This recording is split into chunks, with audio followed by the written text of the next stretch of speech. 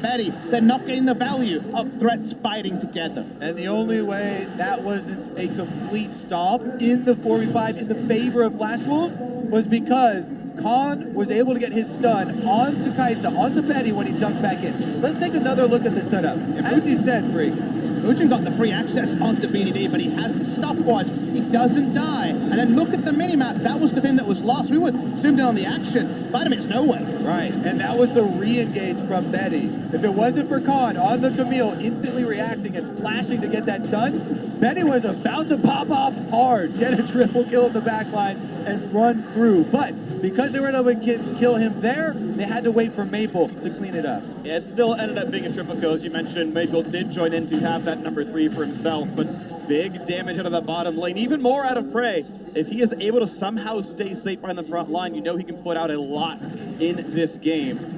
Execution, of course, still matters quite a bit, but the gold lead is getting bigger and bigger. 7,000 puts Flash Wolves ahead. That is a massive, massive gold lead. 20% above their opponents here. And a different game where Kingzone hadn't fallen far behind. The way to win for them, ward all your flanks, look for the trouble bubble, look for the paddle start, and profit off of the chunk. They can't do that. We're watching very enclosed fights where there's really no value out of Zoe. She has almost no role at all. And if Flash Wolves can keep recreating the sort of fights that we get on our replays, it's going to be a Flash Wolves victory. Definitely seems like the path forward for Flash Wolves is very clear. Kingzone trying to forge their own path through their jungle, though, and try and contest this Baron. You know, Baron's a very big objective here. That's going to look for the play. There's a knock up out of the back line. They get the suppression in. Looking for the kill here. Is it going to be enough damage? Gorilla goes to kite back and build some more time. They've only got the kill back on a sword out, but it's still a 2 for 0. A double kill for Betty, and the chase continues. But the retreat for Kingzone means no more kills picked up. That should be control of Baron as well. BDD's trying to get some poke damage, but Mujin shrugs it off. You can tell how far ahead they are. They just ult anyone. They see an Alistar with ult running. They're like, yep, go for it, because they know that Kingzone will try to collapse on the Alistar. And once again, Maple has his summoners to get on, launch up the Hemoplague, take down Prey, and now stop the Baron to Flash Wolves. Seems like it's a playground here for Betty on the Kaisa. Huge front line, plenty of zoning for him to work with, and he is ripping through these team fights. And they're guaranteeing no one can steal the Baron. Hanabi and Swordart both playing very far up, looking for Peanut. Even the minion wave helping as well. Zero chance of a steal, and Flash Wolves have still only given up 1 kill and 1 turret in a dominant game 2 over Kingzone. Maple falls asleep at the wheel, but going to shrug that one off as well, and going to go right back to base to get his purchase done. Definitely excuse a lot of mistakes, little ones, when you're this far ahead. Notice the job of the Skarner is to ult anyone. They go for that ult. Here comes the Scion. Here comes the Vladimir. Again, backline access for Maple because it's such a long map within a turret in mid lane already taken down. Too easy for Vladimir to get in there. Yeah, this is why we're referring to the ease of execution of the composition of Flash Wolves in the 5-on-5 team fights if Kingzone didn't have a very healthy item lead on a lot of their champions. Just cutting straight through them. And Papa Smithy, you got to think about this being a best of 5 in a long series. Maybe Kingzone, we do see them utilize their jungle sub once again. Because if you go back to your win conditions you're stating for the team, Peanut was not very active this game in the same way that he was in game number 1. Did end up being a bit of a passenger in this game. The Wen is very interesting because backs against the wall and one-on-one are such different propositions. Draft here really working out for Flash Wolves. Even their side selection for game number 3. Maybe you do return to the blue side, a very different proposition after their performance here. Does feel like we're waiting for them to dot the I's and cross the T's. The gold lead, 10,000 gold at 25 minutes. Now looking for the bottom lane siege. It's going to be a stop for the TP. Khan will keep the Scion out of the fight, but there's still 2 more tanks for Flash Wolves carries to hide behind. Just really not much of a downside for them as all the skill shots get blocked. The turret's losing health, and Betty going to feel a little unwell, but does finally knock down those last few shots. Over to the mid lane they go, but first Peanut here to clear out the wave. Hanabi can only do so much to stop that. Legion walks in. A few hundred health will drop, but Kingzone might keep this turret alive, at least for this wave. Yeah, Flash Wolves, no reason to let up the siege here. Kingzone trying to just fend them off and buy themselves a little bit more time to work with. Still a minute 15 seconds with Baron buff. Scion right up the middle, lands onto the turret for some extra damage. Gonna knock this one down, then Flash almost got Prey. That was close. Ulti did not come through though. Double inhibitor gonna be down though. Only 27 minutes in and the base is shattered. of the execution from Flash Wolves. With these Scion comps, I saw Fnatic earlier this tournament refuse to go for the dives. They know how far ahead they are. Roll down the front, go for that invitation to Hanabi. They get the objective they want. They fully control this map, and seems to be no light at the end of the tunnel for Kingzone in Game 2. Nope, Hanabi is blocking all of it, and Flash Wolves not going to find a... Well, actually, they're going to keep on finishing up with his topside push, finish up the secondary one. They have a lot of golden inventory, is what I'm saying here, though. Yes. They could go back and spend it. Lots of golden pockets, but Tier 2 is going to be a safe enough pickup. They go for the ult, and they trade it away with Peanut, but it looks like this... They're going to stay. The last 20 seconds of Baron buff. Again, golden pockets could be a play the Kingzone can make. Here comes a dive on towards the backside, and Maple reaches in for prey. Ezreal might just stay alive, though. He won't play. No is still enough. A double kill, make it a triple. Their own falling Kingzone giving up their base. There are going to be some rich men killing the Nexus here for Kingzone. I mean, for Flash Wolves. They can just hold the gold, Kobe. They don't even need it. They're going to smack him with bags of gold here in this one. It's going to be chocolate inside as the turrets start falling. Both Nexus turrets fall. Kingzone could not possibly defend this siege anymore. 14-1 in kills, 11-1 in turrets. An absolute stop of a game. Flash Wolves firing back in Game 2. Just about explode the Nexus, and they also explode us into our first true series of the semifinals. Frail in the early levels, takes a lot of damage here. So there we go. Will be what Mugen moves to here. Another early game. Pressure Jungler has a knockup on the kid as well, so still something to bring out here to have early pressure and set up Maple's Yasuo. Everybody loves a good Lee Sin, Papa, and the kick is something that he can set up Yasuo with. You mentioned the Gragas, but Lee Sin can be right there with him. It is, of course, a frustration for Kingzone because they thought they'd shut down a Lee Sin when they played RNG in the group stage, and then lane ganks was still the way for MLXG to take that game over. Now we're looking for Kingzone to round out the job. They thought they'd be invading an Olaf. They thought they'd be invading a Zac. The plan has changed. Let's see what the draft changes for Kingzone. See that very slim pick and ban right there for Lee Sin. I believe he's actually 1 and 2 at MSI so far. And they throw down the gauntlet. One that turns into a hammer and turns back into a cannon. His trademark pick, the Jace to blind in the top lane. Undefeated in 2018 on the Jace. Only a handful of defeats ever on this Kingzone side. Khan's Jace needs no interruption, but this is the one matchup he's talked about he's not a big fan of. He's not a big fan of it, but I was so hesitant for Flash Wolves to pick the tank in this game because there's a Trundle early on from Kingzone, plus the Jace matchup here, which can be oppressive early. Playing for the big team fights, playing hard crowd control with double back line, if you want to call Yasuo that, has worked so far for Flash Wolves. Yes, there are execution arrows on Kingzone's side, but barring a obvious top lane counterpick, say, okay, Sion's going to be the one to hold on. And this is definitely a priority draft from Kingzone. Now they once again do have the push in multiple lanes. Yasuo can fight back eventually, but usually it's Phantom Dancer and at least level 6 in a Lee Sin to actually get over the line. This is again a draft where Kingzone are setting themselves up for a strong start. Definitely true. And a lot of it is going to come down to Khan's Jace, the iconic champion you associate with this player when he is smashing all top laners in the world. Can he do it here against the Flash Wolves at MSI, where he has had a rocky tournament? It always feels like the Jace in this matchup has to put so much effort and never let up on the gas, never let up on the pressure, never let up on the harassment in order to actually utilize this well. Well, I have 2 NA casters with me, and you guys know all about NAJs. We've been conditioned to not approve of that matchup. And I've been conditioned to get excited when Khan locks in the Jace. He is on his trademark. He will have his work cut out for him, but again and again, people have walked up and tried to contest the Jace. They've all failed. Interestingly, Hanabi has been one of the few players who has been able to stand up to Khan. He's looked great so far in this tournament, bringing up Yasuo himself as we get ourselves into game number 3. Exactly. Hanabi with his iconic Yasuo pick was able to hand it to Khan. Will Khan a bit of a new be able to do the same? I mean, he did it when he was a solo lane, mid lane player. All right, let's take a look though. Maple now going to be the one to have a Yasuo in his hands.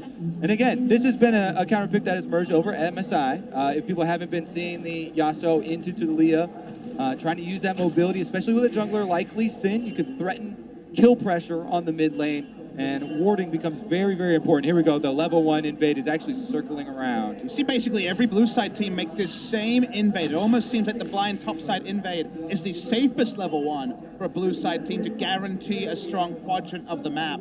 So once again it happens. Very deep vision answered by Flash Wolves. Get any information but a re-entrance to the red side jungle for Kingzone. All right, so both these red buffs spotted. And looks like Muujin's going to sit on the red buff himself and will not be answered too easily. Nice little bit of damage comes out. Yeah, it's hard to dodge Talia's spells if there's no minions around. Usually you'll see the Yasuo using Sweeping Blade. Oh, Prey is going to go for a Q to help. He's walking right on top of the champions. He might not have a way out. The stun is on Ignite as well. There is no escape, and Prey goes down. Beautiful setup for Flash Wolves. They actually hug the brush there by the Krugs. They know that Prey with the level 1 Mystic Shot can check the brush. They're expecting Lee Sin to start at his blue and then go bot side. They knew about the vertical jungling, even for Kingzone. Oh my goodness, what a start here. And this after such a one-sided game number 2. You can hear even the crowd behind them, everything channeling their power for Flash Wolves. It's almost the entire world wants to see a Korean team lose a best of 5. It happens so rarely. Prey does not expect this play at all. Expecting someone to walk up, doesn't hit Muujin with the Q, doesn't use a summon. Now he has someone to teleport, so the lead is not actually felt. It's a small amount of experience, but obviously no gold could be spent by Betty when it comes to the lane. Those are the things that make solo queuers cry cheese, yet it's good preparation, and it is a good surprise tactic. Because they were in the bush also, as you mentioned, Muujin had vision of them, so he could see the Mystic Shot, dodges it out. There was absolutely everything gained there for Flash. And we're in France, Kobe. It's finally aged French cheese. And isn't it delicious for the side of Flash? Well, you take that cheese and you stuff it down their throats. Top side, though, everyone for Kingzone is trying to make a move. Early move, 3 versus 1 up here, and only level 2 on this poor Scion. Can he do anything about this one? It's going to be aggro pulled by Jace. Con backs up. One more turret shot, but the damage output just not there. Is there going to be a re-engage? Now Peanut's time to pull it. Gets the chunk, gets right back out. BDD gets the credit and an answer on the top side. Hanabi Zombie was able to get back up and get the cannon minion for himself at least, but that is Kingzone. Barely, if not, pulling off that dive. It doesn't actually deny CS. He actually ends up coming back to lane with just about the same amount of gold, apart from the assist coming through for the Jace. No double longsword there. So the Zombie actually gets a lot of value. Yep, definitely one of the pros of playing Scion and getting dope early on.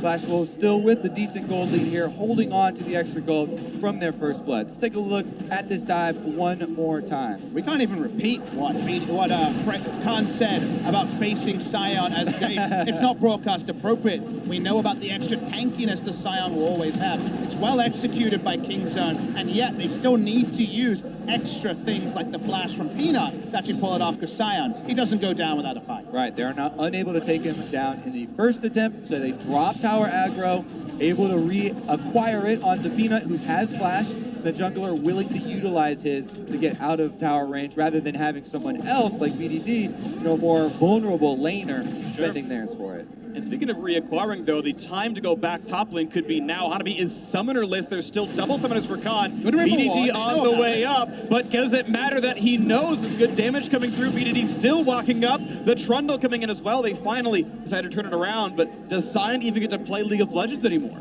Really love how the observers pulled out and highlighted the ward, because another 4-5 seconds, it's definitely a kill. Just the extra information there allowed him to start walking back as if he had the map hacked.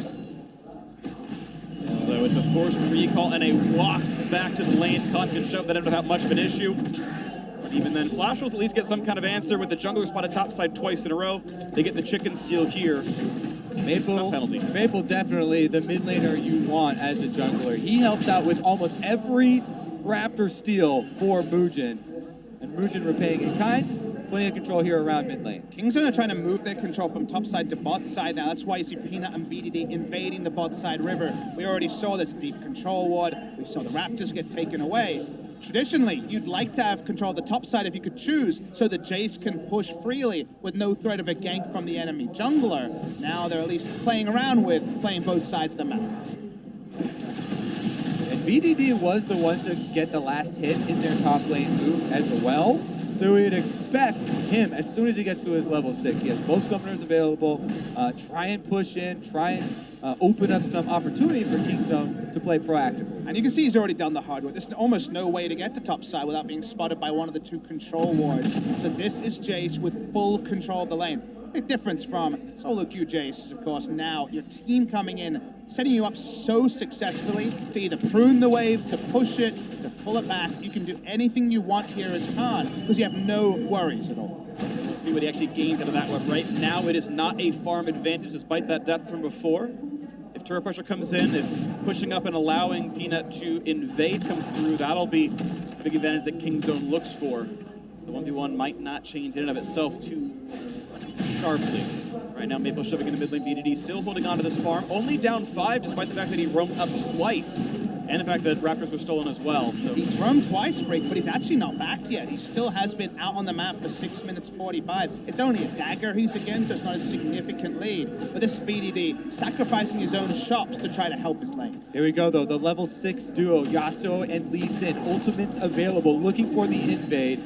Peanut sees them on the control ward, but again, this is a 2-level advantage currently. 4 people down here. Teleport not available for either top side, so 4 is the only number you really need. The deep ward comes down, but the red already taken. Flash just a little bit slow to the invade. Time was wasted. Ended up being too late, like you mentioned, Freak, and that means they can try to fall back to the Drake.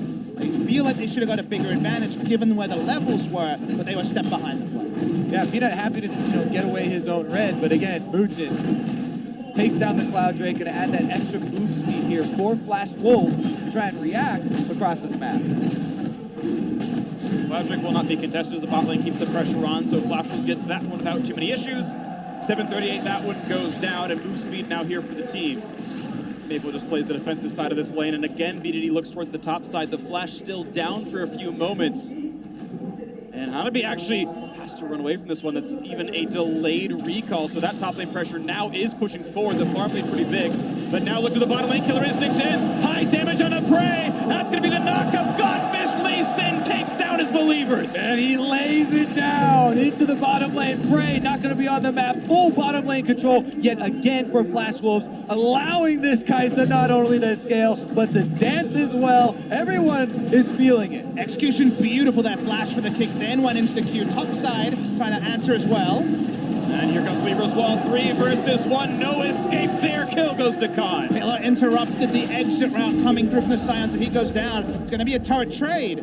We saw a very big lead in terms of the start of this turret damage, but with the minion wave coming back, they might actually have to invest more to get this turret. Both teams have placed their bets. Flash Wolves on bottom lane, Kingzone on top lane, and Flash Wolves are doubling down.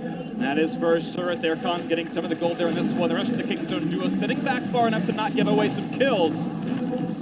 It's a very small win, we should notice. The Yasuo was supposed to be getting free farm and mid and maybe some autos while this happened. Because Gorilla and Prey got to lane, it took the extra time. They needed to invest the Yasuo's time, and that's the small, very small 0.1 that Kingzone were overall on the map play able to take from the side of Flash Wolves. Now we reset into this game as 2 of these side lane turrets have fallen. Gold difference, pretty slim, only about 1,000. Still one that does matter. You can see a gigantic farm difference. The top side. Khan is starting to really press ahead. Yeah, exactly, Freak. You mentioned it, 1,000 gold difference. All of that 1,000 gold difference shows up in the top lane matchup. Khan is 1,000 ahead of Hanabi right now, and that is where Kingzone really need to play off of. They put everything into this champion. They want to keep up the pressure. They want to utilize that advantage. Watch the replay of this turret dive. Started with just the Killer Instinct, but I want to watch Mujin. He takes it in, flashes early. There is no frame to respond there for the Ezreal. He had flash up. It didn't matter. Nice execution. And if God takes no chances, they finish it off.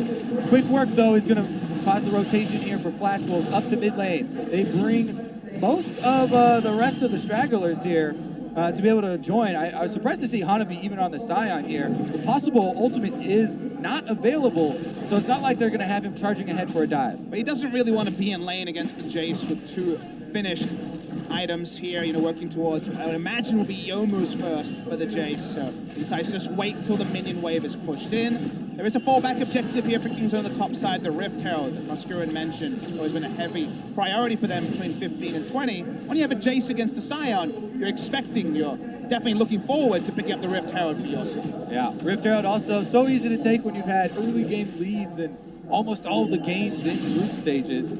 Right now, though, we are going to have a little bit of vision in mid here as No, knocked right back out by Khan. A trade with the ultimate, though. He did kick back. Of course, an easier cooldown for Khan to get rid of. Last Breath acquisition range got buffed a few patches ago before the Yasuo meta was upon us. Have to remember that the instant kick into ultimate is available, so a little disengaged there by Khan. And as that one resets, Prey walks back in a lane. Bottom lane has actually been one of the big sources of power for Flash Wolves. You mentioned execution difficulties. Most of the deaths in that game, too, did come from the Kingzone bot side. It's been 3 straight first bloods for Flash Wolves in the bottom lane as well. They've gotten a lot kind of taking down their opponents there. This one, though, stabilized a little bit. The gold lead in the bot lane, not that big considering the farm and build difference. Looks like Sion was seeding top side to some degree, Kingzone seeding bottom. Hanover really extend a huge CS lead over in Ezreal. Too many range farming abilities, too safe with the teleport to be up on the map so much. Meanwhile, top side, we see Khan again for the first time. Hasn't spent his gold, but I imagine a nice purchase coming for him in the near future. Yep, and they're working around his pressure that he's been able to carve out on this map. Constantly pushing in. Sion allows for an easy Rift Herald take. There you go. And you know what the best thing is for Khan and this tournament? Not really expected to be teleporting into too many team fights to Jace. It's about pressure in lane. It's about forcing the enemy to react and using map control rather than 5v5s. The Kingzone, honestly, if I look back and I think back to all the games of Kingzone in the regular season, very few games were about a team fight. They were about pressure. They were about no-go zones for the enemy. That's what the Jace is usually going to be providing for the side of Kingzone. We'll have to check in if Kingzone are the ones feeling the pressure in their play once we get to the skirmishes. Will there be no more missed abilities, more mistimed teleports that have plagued them throughout this tournament? Papa Smithy, you mentioned no-go zones. We're seeing the map be split up a little bit. Red buff steal coming in soon for the top lane with that Rift Herald grabbed as well. You saw the same thing in the bottom side, though. It's Betty and Sword Art ahead on the 2-on-2. Now actually switching the lanes around as they've put Maple down here once they've already stolen that red away. And in 35 seconds, Cloud Drake spawns. Cloud got the first one already from their bot lane pressure. We'll see if they get more of these Drakes stacked up as a result of that as well. Their item timings right now dwarf what Kingzone has put together. We've seen BDD piece together items going for odd back timings. Eventually we'll have an Archangels coming along, but there is Phantom Dance. There is already a Rage Blade. I think Flash was a team fight ready, especially in the 4v4. Khan, his item lead is not about team fights, so that means the Kingzone need to be respected. Yep, Flash Wolves rotating their duo up through the river here. Trying to fight for some vision, and this could be the side of a little bit more. Oh, they might catch out Khan. A good flash gets into safety despite the pillar. For partial disengage, but there's now a big summoner down from a very squishy top laner. Look at all this pressure now. They can look for this turret. Yeah, that's going to completely zone them off of this top lane turret. Flash Wolves is going to take another outer. And that doesn't usually happen because they saw the trundle. They knew Rift Herald couldn't be summoned in another lane straight away. They eventually pushed from the turret, waiting for the Rift Herald summon here from Peanut will be used in the mid lane to draw Flash Wolves. And no one's bot lane as well, so BDD able to shove the wave in. No one's grabbing that farm here, but the collapse on mid instead. BDD is walking up. Going for the Drake actually alongside his jungler. No flank adders. It's definitely a good sleight of hand here from Kingzone. They dropped the Rift Herald only to drop back to the Dragon objective, not exposing themselves for that engagement the Flash Wolves are looking for. And this all comes back again from Jace getting jungle patrol, triangle of control wards, taking the turret and the lead and the Rift Herald that's forced Kingzone to trade up. Flash Wolves haven't been able to trade up because that extra variable has been expertly used by Kingzone. I really like that last set of movements from Kingzone. They move across the entire map to be able to outmaneuver Flash Wolves and be able to take that dragon. In the end, though, Flash Wolves return to the top side, and they're going to be trading turrets. Yeah, you're seeing another example of outmaneuvering, though. This is 3 waves in a row lost on this bottom lane that Sion can't touch right here, as Flash Wolves are, though, as you mentioned, able to trade turrets. This is actually a really hype trade. It won't be too many people at home, but what we see is the team comes together, takes a turret on the side of Kingzone, and solo gold goes over to the side of Betty on the top side. They know what Flash Wolves want to do. They want a team fight, whereas Kingzone, they're trying to extend the map, get the objectives to the team. They know they're not going to 5v5. Flash Wolves are being caught in transition here, though, while Kingzone are doing work with every second of those champions. We just saw Maple on the Yasuo, back and forth between mid lane. Muujin as well as Sword Art just kind of walking between the turrets, not really getting any sort of objective done, whereas Kingzone, the plan is clear. Now it's mid. The wall is up, stopped down by the wind wall, but there's still going to be the chance of the turret going down. They're going to get yet another one. Teleport comes in, Hanabi wants in. How is this fight going to go? And Pillar completely stuffs him, and the hype train goes back off the track. To see Peanuts smiling, second time a pillar has stopped. First an escape from Hanabi, and now also a collapse. They're able to once again go back to extending the map with no casualties whatsoever. Teleport coming in to defend this turret, though. Khan off of the wings as well. Oof.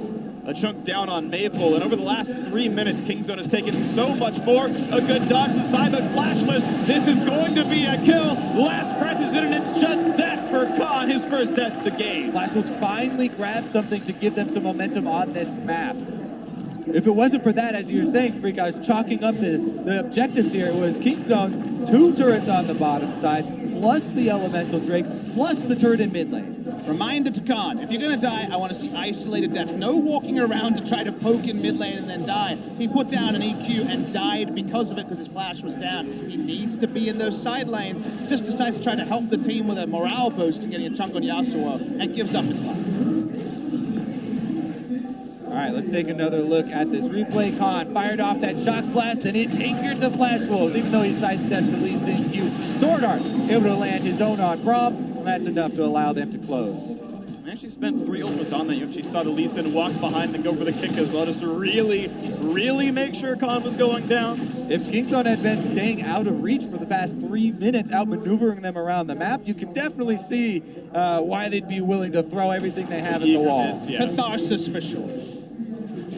Well, we reset the map once again. Still 4-2 in turrets. Kingzone outmaneuvered around the 12-minute mark, getting that Cloud Drake unanswered as well. Flashes have to realize that they have given up a lot recently. Just that one kill, kind of marking something positive for them. We reset back on the map. This gold lead, 1,500. Pretty sizable on the Kingzone side. Something to be happy about if you're a Kingzone fan. That Jace working very well. A 40 farm lead, part of a lot of these turret kills now. This fight in the top side is Maple looks for a little something, but in order to be too much, hide behind the wind wall. Big issue for Kingzone when this game goes along is that they will clearly want Jace in the side lane against Sion. He's going for Black Cleaver second item here. Watching Peanut be chased down. Should be able to back away. Here we go, though. Ooh, nice knock up there in the front line. Maple could be falling, but gets to go back. A quick jump towards Startup, goes right back to the team. The chase is going to be in. A huge knockup. There's the re-engage, but Maple is down. However, it is a trade. In the back line, BDD grabs one on the Talia. This fight continuing. Trey will drop now. 3v3 on the fight. As a lot is still coming through. Buddy with the red buff looking for a bit more, but they're running out of teammates. This Sion going to be chained down. This will be a 4-for-2 advantage over to Kingzone. Kingzone get a tremendous amount of kills here, but there are no objectives on the map for them to take.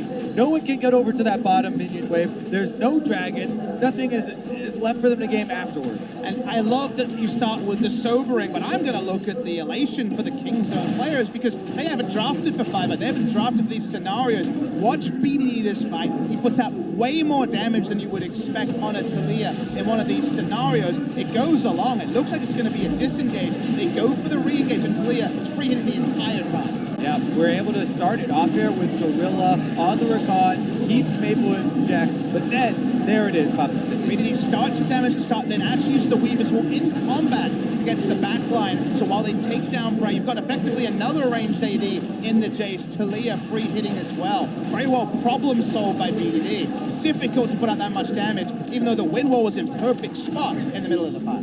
In the end, they get a 4-for-2 to get some more money in their pockets. Look at that. 4,030 damage when the wind wall was perfectly used. It's insane for a Talia in a team fight like that. And some of that is Maple getting chunked at the very beginning and dying, just getting only last breath off. Certainly, mid lane difference was a huge deal in that fight. Flash will need a lot more out of Maple if they want to win this game. Yasuo, their mid laner, highest level, needs to get stuff done. Now the stakes have been raised, though. We talked about how empty the map was after that last victory for Kingzone. Throw another Cloud Drake onto there, throw Baron onto the map, and the next team fight will have long-reaching implications. Third Cloud Drake spawning right now. They're both tied 1-1. Vision control could make Gorilla a target. Slowed down. Here comes the rest of the team. Jumps back to the squad, and Yeah, finds his escape tools, not a problem there, but he's now missing a couple of cooldowns. Flash will once again playing with the Fog of War, looking at what wards might be around. Some damage to this Cloud Drake.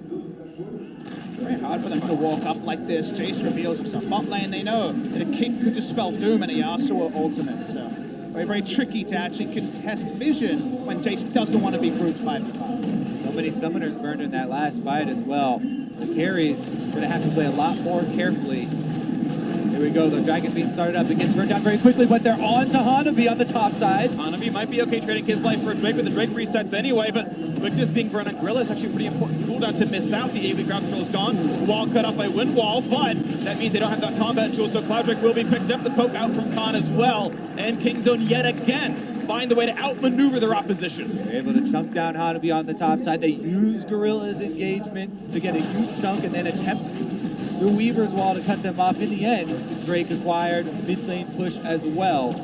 Down, not going to back on this one. Didn't even mention it, but we see Windwall and also the Braum Unbreakable, the two tools that short the wall from BDD. It's why, once again, his role in the last team fight was so strong. But when it comes to the objectives plays, they're usually so clean. Weaver's Wall behind the turret, take the turret, that's going to be hard. Rodar really aggressive at the front, finds the double knockup. Is there going to be the re-engage they need, though, because the squad is coming in for this fight? Mujin, will he find the kick? Goes for the Q into the back line. The knockup, but it only gets onto one as the team disengages. Maple exhausted, forced to run. One hit will kill him, and Gorilla claims that one, so now it's a 5v4. Kingzone look for the re-engage. They find Benny. Khan gets the kill. Now on to Mujin. He's running for dear life. Can they find the crowd control? Looking for a teammate to jump 2 Qs to the Wolves. Of course they're on his team. It's in the name in the first place. Just back to the squad. Out they go. Not a further knockup. Still a 2-0 for Kingzone. And this time around, Baron is available. Kingzone can transition over and hold this vision advantage. Will Flash Wolves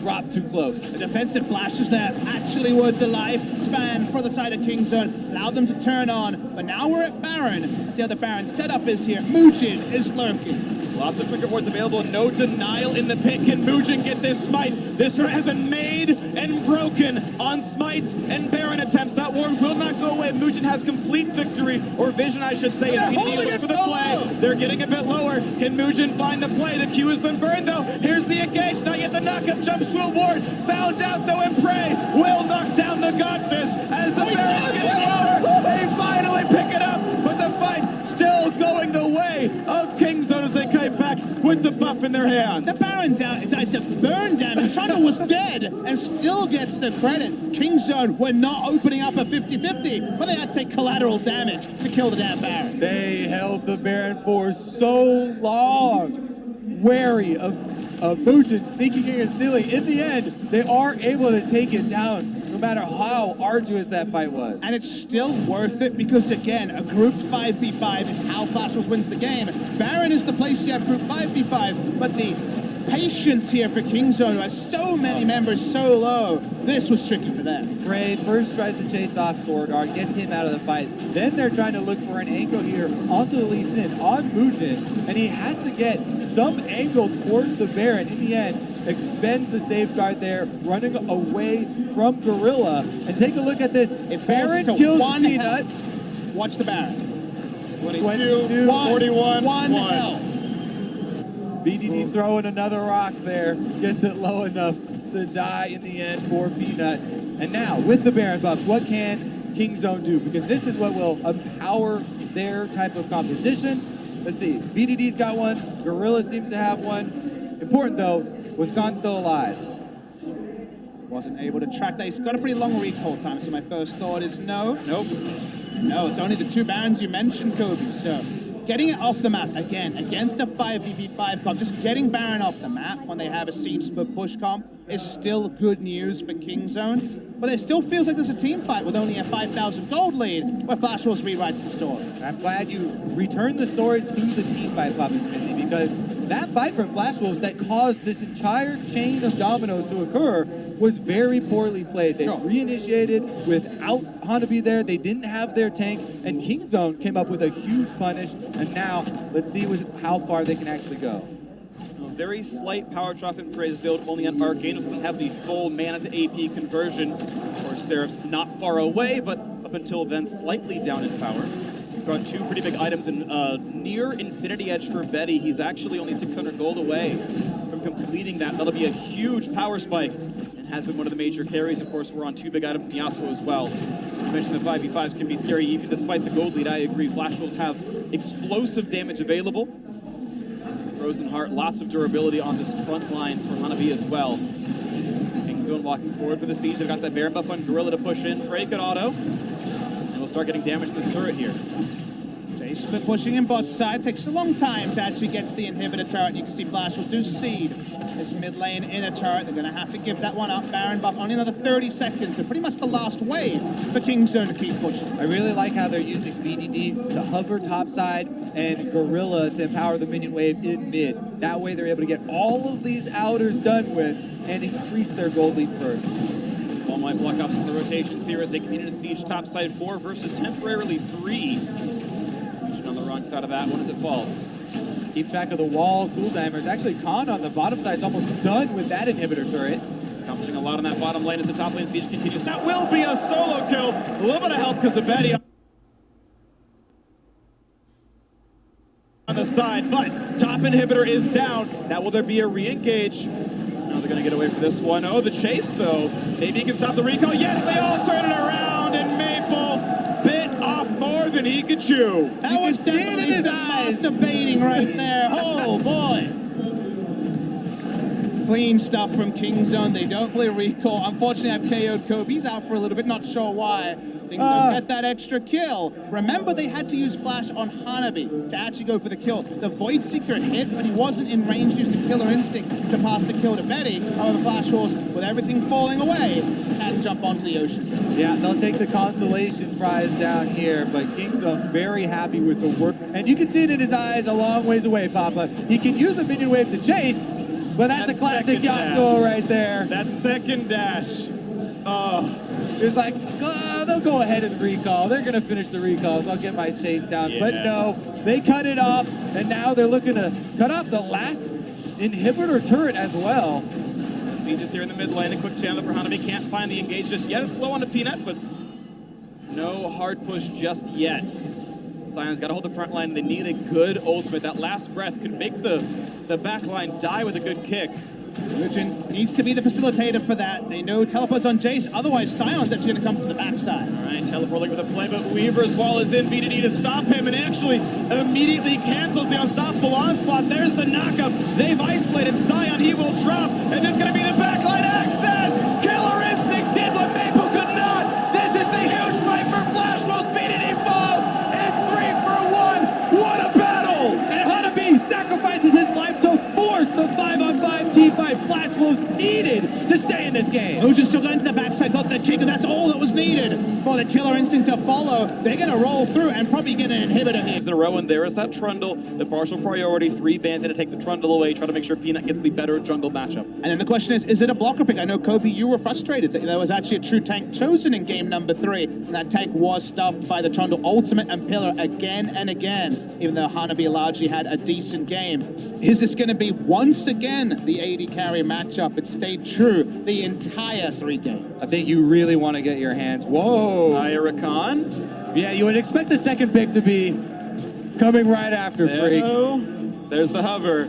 And I don't think you jump off Kaisa to go for a later scaling champion without going for Rakan alongside it. Sometimes you can read into timers and see that this is a pretty late shift coming through on the side of the Flash Wolves. Maybe they read that they need that extra initiation power from the support, expecting an Ornn ban, expecting potentially further bans of the Talia that was so good from BDD in the last game. If you take it on this third pick on red side, you can just ban the Yasuo, and there are other good matchups into Talia, but it's one that was already used against you recently. You want to take it out. And this also spells that they're not going to go for their support pick for a while. It gives Flash Wolves time to ban away more of the counter picks. The Morgana, one of the famous ones here as well, that Flash Wolves can kind of secure a strong 2-on-2 in that bottom lane, one that has served them well this match. Well, that's how you know we're getting a very nice drop dripped to us. There's counters everywhere. There's opportunity cost to locking one thing in and giving up another. The Yasuo, like we mentioned, is banned, and like you say, Morgana will be a very standard ban. However, it's Kingzone who, with range supports, have traditionally really flustered and misplayed. In the end, though, after the second bans come through, it's going to be Kingzone to show first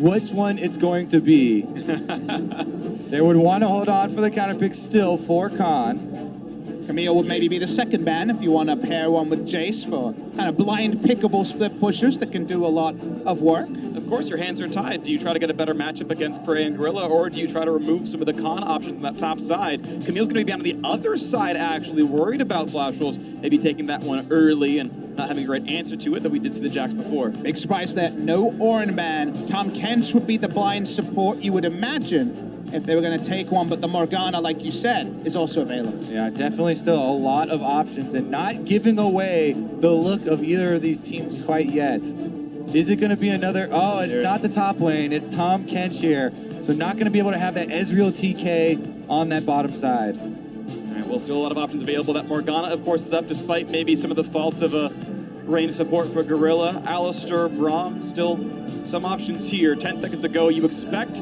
them to wait on Khan's pick. 5 seconds to go. The hover is onto Morgana, hoping that Black Shield can deal with the hope for Wakana engages that is locked in. Yeah, and it's going to be long range here from Kingzone on the bottom side. Throwing out the bindings, throwing out the Mystic shots. You have to be very careful of the all-ins from Rakan. Even with the Black Shield, going to have to be very on point with that timing. And while the Morgana fits, we've already said a couple of times about Kingzone's inability to really wield those range supports. Because range supports usually need more jungle attention, they can be turned on and killed very easily. And every team that researches Kingzone says target bot lane, the range support makes it just more susceptible to that target. In addition to the laning phase, I remember all last Worlds hearing about Gorilla's frustrations when other members of the team have to be the main initiators. And Kingzone right now are looking at Khan to have to be the main initiator for their last pick there.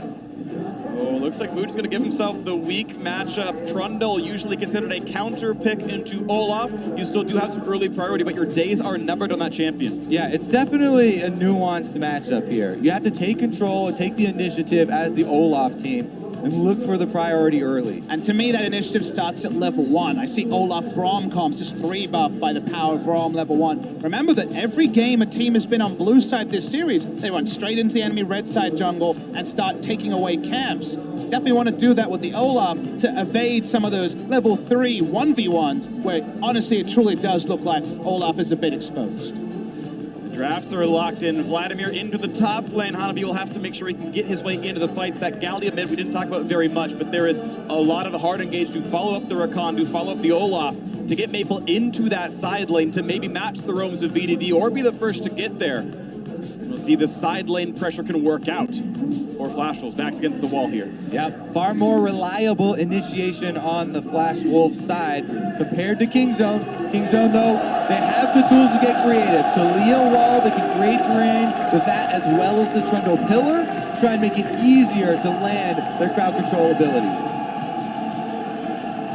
And listen to that crowd. Paris is ready to see if Flash Wolves can make this upset win happen. Despite having the better record of the group stage, almost everyone assumed Kingzone were still going to be the better team once we got to the best of 5s. The champions of Korea almost in perpetuity end up being the best team in the world, or at least some Korean team is. Roar of the crowd here in Paris is awe-inspiring.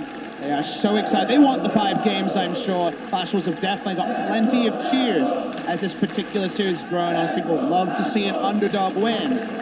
So excited to get into this one. Just looking at the loading screen on our screens, Khan is actually taking Comet in the top side to reinforce that laning matchup against the Vladimir. Going to be an interesting one to watch for here. That Shogath for him versus the Vlad. Hope he can sustain it and be a great frontline champion. We do again have a quick pause start of this game. We will get in before too terribly long. We will be told what the cause is at some point here. But of course, just the pressure is on for these players. Flash Wolves must win 2 straight. They've put, once again, carry pressure onto Hanabi on the top side. Vladimir here for him. Sorta has reconnected the game. There's a thumbs up from him next to the ref. Might be ready to go very shortly. And Flash Wolves are putting a lot in Sword Art's hands. You know, the reliable guy over the years, hard initiation. He's the one with the Rakan. Rakan, Galio, a combination that's been feared since the champions were released. And this is going to be Flash Wolves' main initiation. I think the hovers were also super interesting to track because it was first Galio Jarvan, and then we all know that's about getting in there. Then it was the Zac, and we call that the bouncy castle comp, where so many knockups that can be chained on each other. They settle on the Olaf, which is pretty different to the two other things they were suggesting. Maybe that's just trusting in Sword Art, being the true engage. It's not a Camille, it is a bit more situational, but he's the only real conduit for that big ult. He's going to have the extended range of being paired with Xayah as well. So the playmaking ability is there. Will the execution be? Execution has been the name of the game. Getting to the right places, playing the fights properly, making the good rotations happen. That is a big part of how Kingzone won the prior games. A huge set of great plays in the mid game, getting more than Flash Wolves ever got with those movements around the map. We have the Xayah conduit now for Flash Wolves. 3 games in a row, they've gotten first blood of the bot lane. Now on a combo that's supposed to win that lane. And again, this is a teleport Ezreal in the bottom lane, something we've seen a lot over this tournament. Extra map pressure here, being able to teleport back to lane after you purchase your tier, keep up the pressure of minions, keep up the bottom lane focus. Yet, it has been Muujin for Flash Wolves, constantly ganking the bottom lane and finding kills for them. Woohoo! He's been able to turn the tides. That could have been a really good combo. Of course, Khan could easily have learned Rupture and gone for a bit more there. Thankfully for Betty, he was able to walk far enough away. And as we look at what's happened with the invades, there have not been that much deep vision. There is one ward inside the red buff that Kingzone was able to put down. That was Gorilla's ward, but no such deep wards from Flash Wolves. So a advantage in vision from Kingzone's level 1. With the Morgana, they feel strong enough to actually re-invade top side and keep fighting. Or anything here, they're actually going for a late invade onto the blue buff. Taking away the control from an Olaf, so huge in this matchup, allowing Peanut a lot more room to work with. Kingzone not quite out yet, though. There could be a smite bait for this one. It's gonna go over to Peanut. It was a nice attempt there by Muujin as the Vlad came down. That does mean that one camp lead, and now this Wolf, pretty healthy with a level lead. Peanut can push Muujin out of the jungle. He took the gamble and lost. He kind of reads that he started on the walls, but there's no way he could have killed all the walls and contested the blue. So he'll take the big wolf, and look at BDD. He's backing up his jungler. It's the full court press here from Kingzone. Yep, Kingzone turning the tides here onto Flash Wolves. Invading from both sides, all members of the team getting involved except for the bottom lane so far. And Muujin going to be a very late level 2 there. Be a pretty significant camp lead here for Peanut. Let's pick up the majority of level 3, can get it with perhaps the Scuttle Crab, and then just the start of another camp with the Comet that we commented on during the little pause there. There's even more laning reinforcement for Khan in an unfamiliar matchup. He hasn't actually played against the Vladimir in the LCK on this trip. Peanut walks the reward on his way to mid lane, hoping to find something to do, but just leaches a bit of XP, gets to that 3rd level, and walks back down to the bottom side now, and there is now nothing left for Muujin to take, it looks like. Only 10 CS. What a rough start to the game. Completely starving this Olaf, and this is a huge, huge advantage here for Kingzone. There's not a lot of options, left for Muujin to get back out and actually have his presence be felt. It's so early in the game that even though you go back and you purchase boots, you can't use your Predator yet, so he's just going to be looking for scraps. Your Predator's to walk back to the base faster to get into his jungle. He's now looking for something to do as the Raptors are still up. So level 2 hoping to find an intelligent outpathing on the opposition. These Raptors are up, but says, you know what, I think the red is up too. Sadly doesn't land the damage, so it doesn't leash to him and actually loses a few seconds with that. And Peanut level 4 versus 2 is on the way over. Will Peanut check it, or will he just go for the full clear? Seems like he will check. Oh, Muujin could be running out of time. There is no smite for Peanut, though, so it's a pretty easy secure on his side. 800 out, but he doesn't know there is no smite. Can Muujin actually go for this? It's not going to happen, and will lose out on the attempt to counter jungle. It's because Maple was in base for that invade. BDD had control of mid. He was back first, and even though Maple channels the teleport, Muujin has to cede control. Still a level 2 Olaf. Level 2 level difference here for Peanut. This is a stomping in jungle experience. Usually the Sword is about information. Now it's just him watching sadly. Lose that out on further camps. Will be a full clear and then some for Peanut on the top side. Struggle street for Muujin, who's just now got to level 3. Even Khan's able to push in the lane. We talked about that at the very beginning of the siege, or this stage, I should say, of this match. If Khan gets the push, they tend to win a lot more at MSI. Right now, he's got pressure. He knows Peanut can do a lot more in the jungle as well. Level 5 to level 3, a just shellacking in the jungle matchup as the Wolves finally respawn for Mugen to get something. And the turn battle ward actually came through from Peanut. Peanut was the one who spent his time in the face of the jungle. He knows the respawn timer. Hello, Mugen, says Peanut. 2 levels up. These are my Wolves. All right, is the Undertow going to be able to snag something away? They have a collapse in the moment. It is coming down level 5 for both mid laners. Maple turns right back around and says, I can't fight for this anymore. Maybe the big wolf does come through. That is at least something, a little consolation prize, but he's now gotten 1 total wolf camp this game. Nice pillar, can buy some time, looking for the knockback, and a little bit more as Maple is going to be shoved back in. Healthy enough, though, as Mugen also gets to grab his Braum. Actually, one of the few games where you want to reveal yourself in the mid lane has been up quite a few times. He did it earlier when he went straight through the mid lane to get the Scuttle Crab on bot side. And the reason for that is they don't have any wards bot side. Whenever there's camps up, you have to be so afraid as Mugen of an invade. So just saying, hey, I'm bottom side, what are you going to do? Is going to cause multi-pronged defense play that might get extra CS and invades for the side of Kingzone. Here we go into the top side. Mugen gets the first slow. Now, can he outplay Rupture? Can he outplay a Silence? Of course, that was already used to go after the Vladimir TP. He's actually just Khan able to walk away. Mugen out of mana, cannot chain axes anymore. And Khan is just fine relieving the pressure on the top side. Yeah, he gets a couple of autos off, but that's about it. All he can do now is go back and get his Krugs. There's already been pings down on the Raptors, trying to keep the timer there for Peanut and Kingzone. Nice little play there by Betty. Managed to grab all of those caster minions here and makes it +3 in this bottom lane. The hard engage certainly has not happened. The first TP, of course, we saw from right earlier, stacking that tier. Now, BDD being 6 is very important here. As we said before previously, BDD and Peanut work so well together to control with early leads like this. He can join jungle invades that Peanut starts off with the Weaver's Wall and make a huge difference. While Galio is also able to respond to skirmishes with a targeted ability, the terrain can change very quickly. The flashes are still up on the side of Kingzone. So when you're behind, it's so much harder to get value out of the hero's entrance compared to when you're ahead. Coming down on a level 4 Olaf, still going to be a little bit scared. Here we go, though. The Raptors have respawned. Peanut's got the timer. Going to start him up here and maybe away, it looks like. And only secures a single one. Good burst out of Peanut. Mugen comes by, this time close enough on level 6 versus 5 here, is able to grab at least something. And you had to take the blue buff just to really catch up and experience. That means Maple without blue buff. Is it going to meet At here first. or not? Sort of there they see Peanut, but they've got backfills as 3 people are right there. Gorilla showing up on top of that one. Black Shootles on Peanut, safe as it times out though. Will there be much of an engage? Prey winning the wings. Big ult comes across!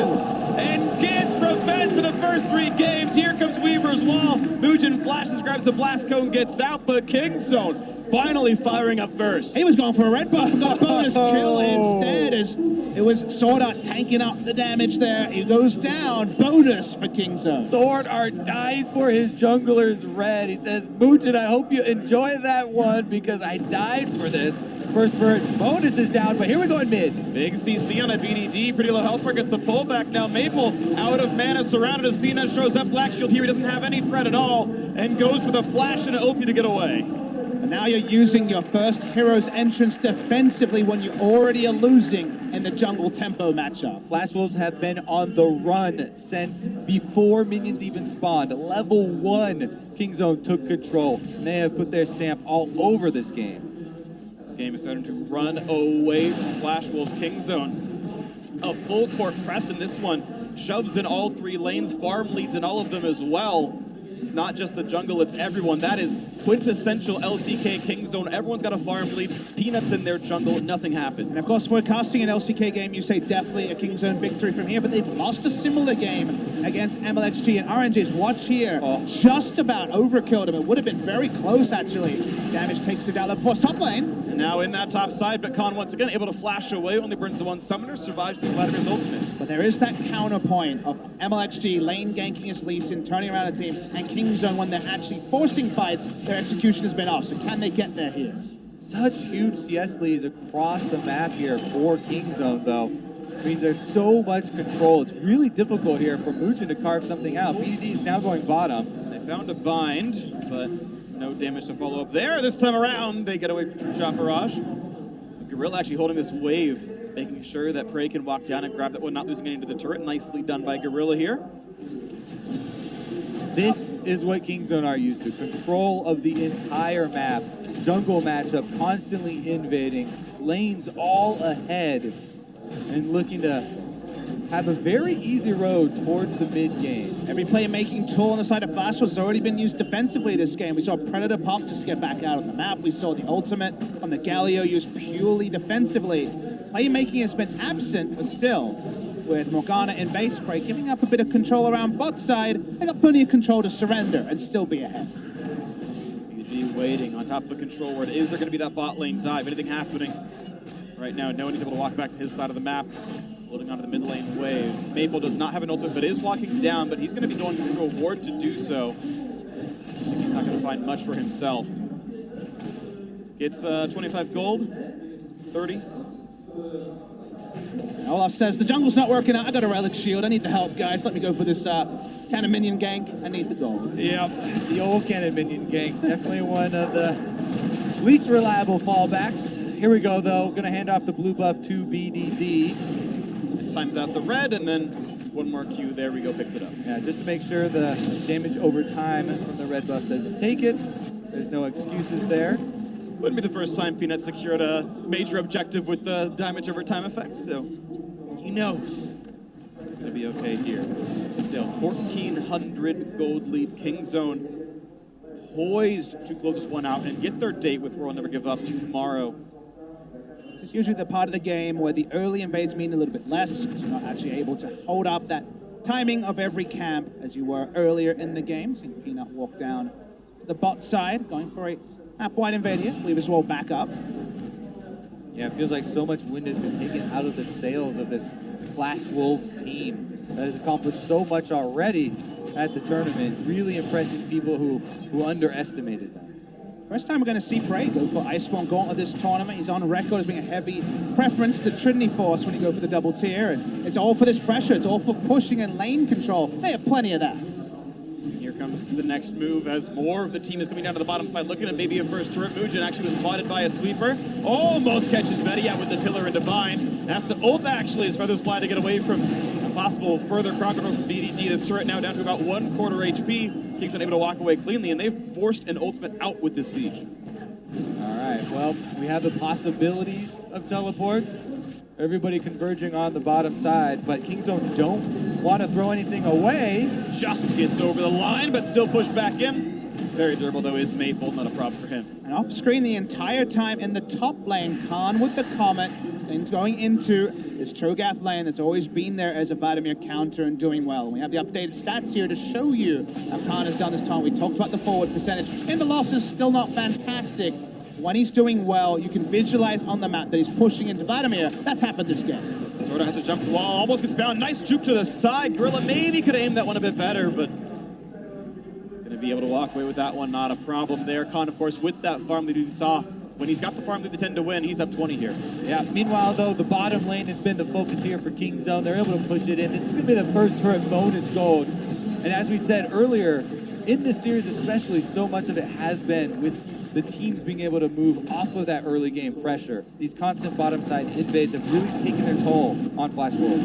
And taking a toll on Maple, who once again finds himself on a facilitator, went for the Galio to try to match the Talia. There's been 3 blue buffs, none of them have gone to him. The last one chomped away with the feast by the Cho'Gath. Makes him so much more accountable. Of course, mana costs and cooldown reduction. That so many times on the Galio over patches. With all the map pressure, they take a very easy Drake, and it's been one-way traffic for Kingzone. Yeah, you gotta say, that is a very leisurely dragon take right there, allowing Ezreal just to get last autos, leaving it at 80 HP, jungler recalling in the river. That's just how much control they have over the bottom side. Flash Wolves at least able to get something back for their pressure top side as they recall Betty and Sword Art and put them into that top lane.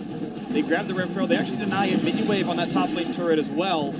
Some things moving forward on the Flash Wolves side, but there is a big pit to dig themselves out of. The gold lead is 2,000. A lot of darkness as well to actually get forward vision to use this Rift Herald appropriately. Trying to set the table, though, for Flash Wolves. They still have to be looking, what can they do to create positive turn in this game. They have Shirelia's done for Vladimir. Teleport and Flash are available. Galio ultimate, as you said, is a huge zoning ultimate that they can possibly use to try and set up this team fight. So Kingzone needs to make sure that they don't get flanked by that Vladimir to disallow that kind of comeback here from Flash Wolves. Ooh, that was nearly an attack sword right there, but not a lot of follow-through damage anyway. As these 2-2s match up yet again, a 14-farm lead for Prey. Iceborne Gauntlet done as well, so very much a power spike in the favor of Kingzone's duo lane. See if they can play it around, if they can knock down top lane turret with it. You can see BDD walking up towards that a little bit, Peanut the same.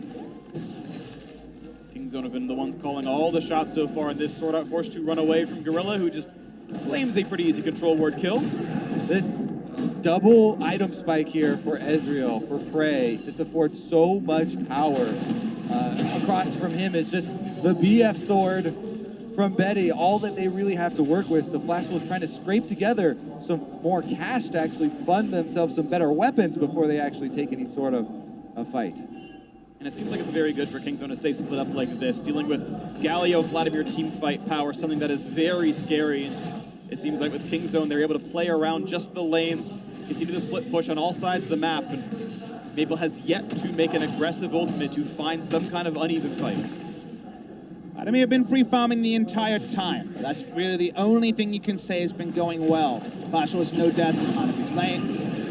And again, the Black Shield is in time. Prey does not cut out, still has the flash as well, despite the fact that Betty and Sword Art burnt summoners. But now the dive to the back line is here. Hemo Plague is in, but the damage not going to get any kills just yet. Here comes Galio, but it's not in time as Sword Art has fallen. A big four-man taunt. Can he knock down Prey? Oh, and with Vladimir they get two. Khan has arrived though. 3 versus 4 in numbers advantage to Flash Wolves as they kite back. Will there be a battle they can win? Either way, it is a 2-for-1. Flash Wolves finally get something on the board. That flank from Vladimir we talk about. He teleports in above Kingzone as they're pushing on the turret, about to blow the game wide open and open up the map, but they get 2 kills for 1 here and hold them off for now. It looked like all the threat was over, but huge move coming in with the taunt from Maple does kill both Prey and Gorilla right at the tail end, so they do trade up in kills. Rifteld will have to be summoned soon. He's been holding on to it for a long time here. Mujin, that's the first proactive move that Flash has been able to pull off. A lot was used in that fight though. Flashes from both the Galio and the Vladimir, as well as Olaf offensively to get those kills. A 2-for-1 and a full reset does mean this top lane turret lives a lot longer than Kingzone originally intended. May take a lot of time to return to that advantage. Ryan Gorilla now in the mid lane, trying to slow down the game as Flash Wolves. Good attempt to steal the blue buff. Not gonna happen. Good job by BDD. Kites it away from the camp. You can see how those turret is going though. Khan will not be stopped. The second turret of the game goes to Kingzone, and once again, Flash Wolves have answered nothing. Only kills. Sword Art waiting on the last few seconds of his ultimate cooldown in the brush here on top side. They may be looking for something with this Rifteld spawn. He walks in, Herald's there as well. A quick find, that won't be in time though. The charge is going to come in. A nice chunk out of that turret, but it will be answered out. That becomes a very dangerous position. Pinch could be massive here. Predator popped in, Sword Art got onto the back line, look for Peanut, but now Hanabi has to get away, cannot do so. Rupture's going to land Khan. Solo kills the top side. Flash is now forced to run the 4v4. Not the bind, but the Weaver's wall in. However, there are escape tools available. They can walk out. But look at this mid lane. No one's going to stop the wave. Prey is here to land some auto attacks, and this should be maybe 3-1 in turrets. Not just yet. Kingzone keeping up the pressure here. Solo kill for Khan in the top side of the map. No flash left on Hanabi from trying to use it in that last team fight. And Khan is able to take advantage. Definitely wasn't the matchup we expected the solo kill on, just on the back of a Jace game. But this time the Cho'Gath was the fact that from ahead they've looked so deadly. Again, Khan here with flash advantage in the 1v1. Able to zone him forward there, and then get his autos off for the slow. Flashes in for the feast combo. And there's no way you can dodge that. Yeah, definitely outplayed in that one-on-one. Well done to Khan. Doesn't need Jace to win that battle. Kingzone getting farther ahead now. 2.8 thousand gold. You get to knock on that mid-outer turret, but it's close. This Ocean Drake in 10 seconds, they could take almost anything they want. 2 stacks of minion dematerializer left for the Vladimir, but then the Banner of Command is really going to start doing some work as well. Both Galio and Vladimir have no answer that particular minion. It's another way for Kingzone to play the map, which has been the way that they've actually won this series. They need exclusive minions. That's it, though. Okay, they're backing off. Bringing everyone again to the mid lane. Wow, this is a teleport Ezreal, so Prey pushing on bottom in an unlikely 1-3-1. A little bit of a rotation there. BDD threatening the Weaver's wall from Dalia to try and collapse on the duo top. You can see how confident Khan was in the 1v2. As you mentioned, yes, the team able to move around, but not taking any damage, freely clearing the minions under his turret. Frey's got it all the way up to the turret, now teleporting mid for that objective, but can he get first damage? Decent damage. He's still going to be able to get away with Black Shield on. He's not going to have a problem there. Of course, channeling Hemoplague before the ultimate meant some of the damage was not amplified. Nice attempt by Hanabi. Can't expect the AD carries to be as good at the on-point teleports as the other lanes. A new thing for them, but did get out all things considered. So that is 3 turrets down for Kingzone. The outer ring completely cracked. Still waiting to see, can they pull off the God combo of the Rakan initiation into the Galio? They need that proactive play. With so little map control, actually pulling off in a measured way is so difficult. It really is difficult because there are so many things that have to come together for Flash Wolves for them to find success in that team fight. Hanabi also has to get through this Kingzone vision, trying to find himself a flank in addition to the Rakan initiation coming off cleanly, and Maple being in range for that hero's entrance. Right now, though, Kingzone playing nicely defensive around mid lane, waiting for those minions to push up. This is an Ocean Drake that's on the field. Yeah. Hasn't really drawn much attention. This starts to look more and more like the Kingzone we may have expected coming into MSI 2018, where Peanut had a 17 camp lead over his opponent, took away everything, the lanes pushing on all sides, and Prey on his trademark Ezreal, his most played of the year. It's been most damage in the game every single time up to this one. Kingzone looking to be a little bit more back on form here. Sword Art continually looking for openings by sitting in brush and waiting for someone to be out of position. They were pinging on BDD in the top side too, saying they could try and jump the gun there, but not gonna have a good opportunity present itself, so he pulls off once again. If you don't have any control wards, be a control ward yourself. Instead in a brush is all that Sword Art can really do in this particular scenario. The Baron setup for Kingzone is going to be a little bit tricky, because Cho'Gath wants to be in a side lane and you really only have squishies and, you know, a semi-tank Trundle in order to both base check and start the Baron. The Baron turns here. If Khan isn't the one tanking the Baron, a little bit trickier for Kingzone, and also pumping up for the Galio is a bad idea as well. It can be. So maybe that one stays off the table for a while, but Kingzone have just played this one correctly again. They've only found themselves into one bad fight and gave away nothing for it. Ocean Drake picked up cleanly. And again, it's kind of Flash Wolves waiting for a mistake here from Kingzone. If we toggle the vision to look at the map from Flash Wolves' point of view, it is extremely dark. Not much vision, you know, past the mid lane here. Only a couple of straggling wards. And that's all. With their outer ring of turrets also gone, it really begins to kind of put that chokehold down. And of course, the symptom of the early game where Olaf could never invade, was so far behind that vision in front of the river was a luxury that Flash Wolves did not have access to. That's the smothering we always refer to when the early game goes away against the Olaf. And this is not what Flash Wolves have been used to at this tournament. They have been one of the best early games that we have had. So really good job there by Kingzone stuffing it. Now they're going mid and close to hitting that binding with the assist of a pillar. And BetHG choosing to use summon or heal over his ultimate in case of maybe needing to dodge a binding or something else, but I don't know, that felt a little trigger happy. Sword Art was not in danger for that one either. There's no summoner down for what could be an impending team fight. Again, we've just been talking about Kingzone having the much more controlled mid game, not giving Flash Wolves that option to find the combos, the ultimates in. There have not been those team fights almost at all. Now the siege towards mid. Weaver's wall to stop them. Now here comes the attempt. Can this be the fight? Flash Wolves need the knockup onto one. Maple looks for the taunt, won't find it. The chop on the side. God just shuts him down. Are there going to be any answers? Maple gets lower and lower. No, a double kill for the Cho'Gath. There is simply no openings. Kingzone take everything. And with that, Kingzone are going to move up to the Baron buff here and take this one. The only hope left is Mugen on the Olaf, making a hero's play to sacrifice himself. At least this time there is no Cho'Gath piece to secure, but even then it might be biting off more than he can chew. Running for it! Mugen has the ult, he has the flash, he's got 2,000 health on the Baron, the re-engage towards him, he's out of range now. now, and he has no chance of stealing Sword Art. Could be the next one to fall. Jumps over the wall, doesn't matter. Secured again by the Trundle. Kingzone take even more. And with that, Kingzone have paved their way to the finals here at MSI. Gorilla gonna play a little game of hide and seek with Sword Art first, though. All the exit kills they can get. Here comes Spray, walks up, does a lot of damage. Peanuts here for the pillar, though. Fun police. No W has E and gets back out. Sardak gets some kind of silver lining, but we might not have silver scrapes here. Kingzone just too far ahead.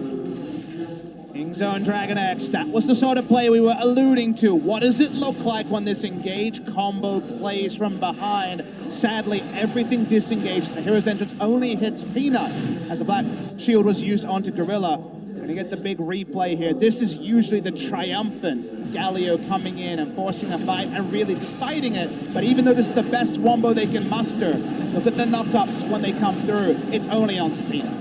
Yeah, they're not able to get the priority targets. Meanwhile, Khan has sights on Betty and immediately flashes in for the Feast combo. Silence into Feast. You don't get the counterplay of that. Betty's survivability was on spells. Couldn't press R, couldn't plus flash. They knew that Cho'Gath was there, of course, because he'd just been poking around beforehand, but Rakan saw an initiation. They didn't have all the pieces, all the dominoes we talked about so many times this series line up, and from behind, they didn't have the luxury to actually win that one. Ray and Gorilla came here to win a championship, an international championship, something that has eluded them, but they have a very fearsome opponent waiting for them. Kingzone wanting to enter that arena in a strong manner here, finishing out this game pretty one-sided. Yeah. Kingzone can stay on form. Will this be the MSI title they had hoped for? We'll, of course, figure that one out tomorrow, provided they win this one. The siege continues. These minions not taking damage, so dunk, dunk, dunk. The cannon still shoving down, and the top lane push happening as well. Kingzone suddenly almost 10,000 gold ahead, looking to kill off Khan. That's unlikely. Walks into the 1v2 and says, don't even try it, as mid lane now under fire as well. Kingzone poised to close it out. Still a minute left on Baron. Betty is low. Welcomes down, no engage to be had. Out they go, a knock up into the air. Only really powers of 5 here for Flash Wolves, but they're being spread across the map, as Kingzone have done in all their victories today. Bot lane inhibitor goes down as the banner of command minion, the Bannon in this case, pushes forward.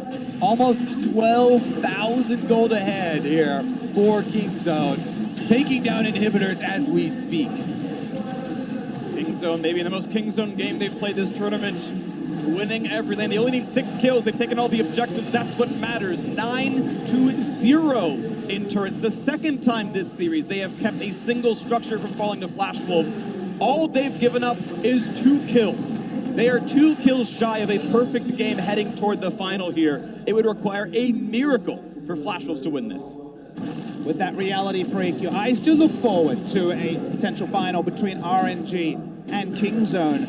Interestingly, we have the ultra late game team fighting team against the team that's looked so strong with their early game rotations, the Kingzone. That is a bit of a reintroduction of what we saw in Korea. I guess the one thing between the two teams that might push in RNG's favor is that they were never really forced to show a second thing when they were facing off against their opposition yesterday in Fnatic. They were never truly forced to move off, will outscale and team fight you. Whereas Kingzone, when they've tried to play that style, they haven't been convincing this tournament. Definitely true. Flash Wolves themselves, a team that can be very proud of exposing a lot of those weaknesses in Kingzone that RNG are going to want to try and take advantage of later. But we still have the finishing to be done, my fans. 2 inhibitors stand. Kingzone, 7,000 gold power play is definitely going to help them get there. But they're going to have to still walk inside the base. Sordo going for an offensive. For one big play, and not going to happen. Frey, E flashes out. He's going to stay alive. And now Swordart and the rest of the team might just have to run. A nice wall. And this poor Galio now on the wrong side of the map. Nice route almost comes in. Now Peanuts in the front line. Here comes the team, but this could be the death knell for Flash Wolves. Forward they go, looking for the chop, the silence, and the kill. Through for Con 4-0. Vladimir trying to make the play on BDD, but he gets the cleanse. He gets the black shield. He stays alive on a double for the Cho'Gath. And Flash Wolves rapidly running out of options. Teleports to the bottom lane. Kingzone to send them home today. ready to send them home 3-1. Onto the turrets they go, only 3 left alive. Flash Wolves will still be denied that international finals. They've tried so many times, but the group stage will be the best performance they ever brought out. Maple finds a single kill, looks for the second on a Gorilla, cannot quite get the damage. The turrets are falling. Kingzone still have their team alive, but there's maybe just enough defense as the minions fall. And they have to go back and settle for the inhibitor. Prey being forced away. The game will not end in this breath, Freak. It was so close, but the ranged 80 carry being taken down means one more attack is required. Although, maybe we're forcing now. It's time for the big play. Maple has to step up and carry with this fight, but the disconnect, the disengage, the movement away, Kingzone make it cleanly. There is no re-engage. The Drake just going to be a freebie. Flash Wolves still fighting here, still looking for any opening to get back into this game. But Kingzone will retreat and reset. You thought maybe that TP would be the chance, maybe one of those Galley ultimates would be the chance, but every single time Kingzone expertly play around those replays. This one brought to you by Acer Predator. And we're watching the replay here of how this all went down. The Trundle Pillar in fantastic spot. 2 fights in a row. Hello, I'm Trogath. Nice to meet you, Zai. You're dead. Solo kill in that side of the fight there. And from there, unfortunately, there's nothing left for Flash Wolves to build around. Yeah, Maple was trying to join that fight, but left up on the top side there on the Galio, never enabled to get in.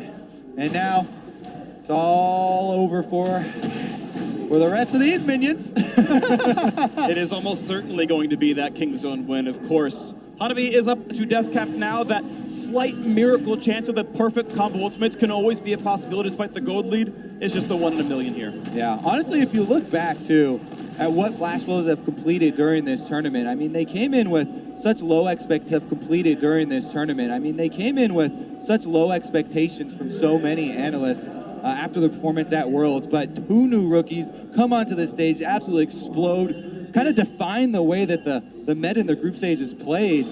And here pushing Kingzone very well for the beginning of the series on top of it. Definitely increasing expectations for Flash Wolves, regardless of how domestic form is viewed. Always a difficult lens with the LMS and some of the misgivings we have about rating teams there. Kingzone walking forward here. Again, plenty for Flash Wolves to be proud of. They certainly do not come away as the 6th place team that a lot of people were looking at when they were trying to do power rankings pre-tournament. Team that went 1-5 at Worlds and then lost part of their roster. You imagine this was going to be a weak team, but no, Flash Wolves, I thought, definitely had a pretty good run in this tournament. Sadly, looks like it's not going to be enough to knock down the Korean champions in the best of 5, though. I mean, Flash Wolves still have teeth. Yeah, they're down 11,000 gold, but you can see how Kingzone are respecting the possibility of one of those explosive combos. Vladimir's walking up from the river, looking for maybe what could be the last team fight of the series. Weaver's Wall comes down, BDD hoping to cut them off as they rush towards this Baron, and with the Cho'Gath, this is an easy secure. All right, started off. Flash Wolves are out on the map, so they're gonna have to commit to this if they don't want to lose their base. In chomp range, grabbed at 830. No one was in range in time. A great call by Kingzone, get it closed. All right, well, the Baron buff. Kingzone can just switch over to the top side, and again, completely destroy Flash Wolves, pushing here through one last minion wave, inhibitors in their sights. Not trying to risk anything are Kingzone. The Baron was the safest place to go. That is where they go. Watch as they try to make sure that Hanabi doesn't get in there. As already mentioned, the death cap has been completed for a while. Watching their flanks, they want this inhibitor. This is the battle that will make or break Flash Wolves tournament. Gigantic gold lead, Baron buff on all 5. Rupture, not quite going to land. That's one cooldown, but Prey, just a lot of time to hit this inhibitor. That one's going to fall. Middle already gone. Bot lane alive, though. One Nexus turret missing as well. Waiting for the engage. Not going to find it yet. They're just sieging, pushing their opponents away. Hanabi wants to get back in and change his teleport to Ghost so he can actually close the distance. Hasn't been able to actually go into the base yet. And the job for Sword Art is so difficult. He's looking for a priority engage, but the Black Shield is going to have to be baited out. Only on Nikon. Redemption is down. They've got to kite back away. Where's the Galio? Where's the dive in the backside? They force Azonia's out of BDD. Gets away with the cleanse and the flash. Prey's still alive as well. And a silence Vladimir needs the re-engage, but Hanabi gets it. Traded out by Khan. 4v4 minions inside the base. The turrets are already dead. He's not arranged for the redemption. option. The re-engage not going to happen. Two more close teamed up for King Zone. 4v2 now in this fight, and Betty has nowhere to go. Gets the root, gets one, looks for the second, not going to happen. Peanut gets the kill, and now Mugen against the world. His own country now to talk him down, to push him back out of the fountain, and the minions are here. The Nexus is alone, and King Zone in a return to form.